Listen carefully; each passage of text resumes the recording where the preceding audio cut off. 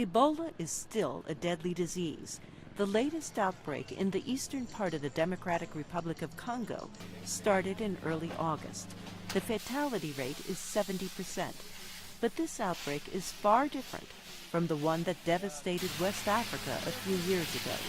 Health workers now have more and better tools.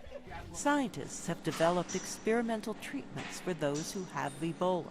We have 5 therapeutics that are available, 3 of which are being used actively. The DRC and the National Institutes of Health have developed one of those experimental treatments. A person was infected in the 1995 Kikwik outbreak in the DRC. The person recovered from Ebola, and we brought the person here to the United States at the NIH. We drew their blood, we cloned their B cells, and we made the antibody. It's called monoclonal antibody 114, or MAB114.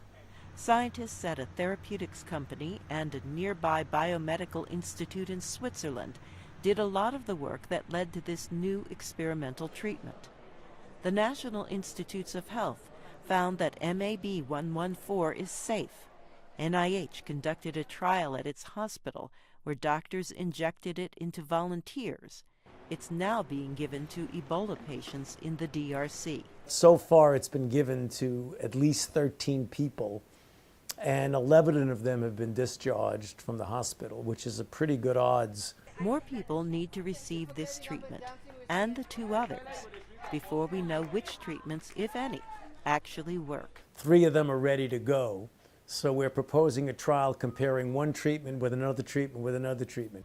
Another tool doctors now have in this outbreak is a vaccine that protects people from getting Ebola. The vaccine wasn't available during the height of the outbreak in West Africa. Tests show it's highly effective in preventing the spread of the virus. Also new are treatment units with transparent plastic walls. People can see and talk to their loved ones without getting exposed to the virus. But there are other factors in this outbreak that frustrate the efforts to control it. The outbreak is in a conflict zone, so health workers can't get to everyone at risk. People in the city of Butembo, with a population of over 1 million, have come down with Ebola. It's much harder to contain the disease in a populated city than in a rural area.